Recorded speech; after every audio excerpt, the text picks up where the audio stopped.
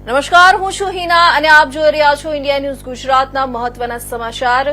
79માં સ્વાતંત્ર્ય દિવસની India news Gujarat તરફથી આપ સૌને હાર્દિક શુભકામના। સમાચારની વાત કરીએ અને ગાંધીનગરની વાત કરીએ ત્યારે ગુજરાત રાજ્યના ગૃહમંત્રી હર્ષ સંઘવીએ આજે ગાંધીનગર સેક્ટર 11 રામકથા ગ્રાઉન્ડ ખાતે 79માં સ્વતંત્રતા દિવસ પર ધ્વજવંદન ફરકાવ્યું હતું। તમને જણાવી દઈએ કે આ કાર્યક્રમમાં ગાંધીનગર મ્યુનિસિપલ કોર્પોરેશનના અધિકારીઓ, પોલીસ કર્મચારીઓ, શાળાના વિદ્યાર્થીઓ તિરંગો લઈને ફરતા જોવા મળ્યા હતા। ગાંધીનગરમાં 79માં સ્વતંત્રતા દિવસ પર ધ્વજ ફરકાવ્યો હતો। ગૃહમંત્રી હર્ષ સંઘવીએ રામકથા ગ્રાઉન્ડ ખાતે 79માં સ્વતંત્રતા દિવસ નિમિત્તે ધ્વજ ફરકાવ્યો હતો। આ પ્રસંગે ગાંધીનગર મ્યુનિસિપલ કોર્પોરેશનના અધિકારીઓ, પોલીસ કર્મીઓ અને શાળાના વિદ્યાર્થીઓ હાજર રહ્યા હતા। કાર્યક્રમમાં તિરંગો લઈને બધાએ દેશભક્તિનો માહોલ ઉભો કર્યો હતો। ઓપરેશન સિંદૂર જેવા વિષયો પર સાંસ્કૃતિક નૃત્યોએ કાર્યક્રમની સુંદરતામાં વધારો કર્યો હતો। ધ્વજ ફરકાવતી વખતે રાષ્ટ્રગીત ગવાયું હતું અને હાજર લોકોએ દેશના શહીદોને શ્રદ્ધાંજલિ આપી હતી। મ્યુનિસિપલ કોર્પોરેશનના અધિકારીઓ, પોલીસ દળ અને શાળાના બાળકોએ પણ ઉત્સાહભેર ભાગ લીધો હતો। આ કાર્યક્રમ દરમિયાન સાંસ્કૃતિક કાર્યક્રમો પણ જોવા મળ્યા હતા।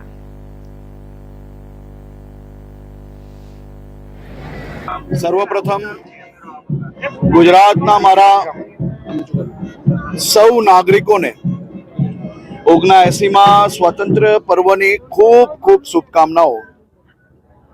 આપણે સૌ જાણીએ છીએ કે જે પ્રકારે દુનિયાભરના સૌ દેશો સાયબર ક્રાઇમની ચેલેન્જો અનુભવી રહ્યા છે અને તેમાં જ ભારત દેશમાં ગુજરાત એ પહેલું એવું રાજ્ય બનવા જઈ રહ્યું છે કે જેમાં જે પ્રકારે NFSU છે, જે પ્રકારે FSL છે, એ જ પ્રકારે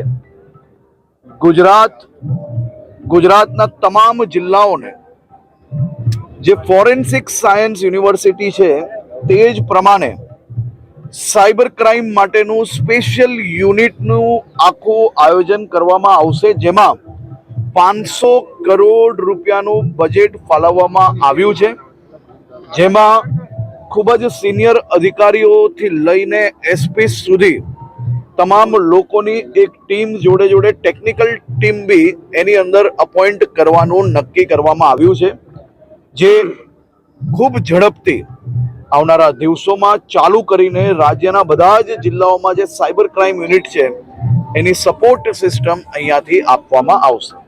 વર્ષ એના આઝાદીના કરવા જઈ રહ્યું છે ત્યારે એના એ પગલા જામા સૈનિકોએ ધૂળ ચટાણ આપણે પદ્ધતિ આડાડીઓ બગડાડ થઈ જાય એ પણ આજે જે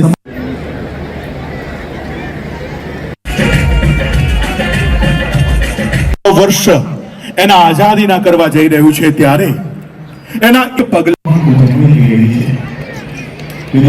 જામા સૈનિકોએ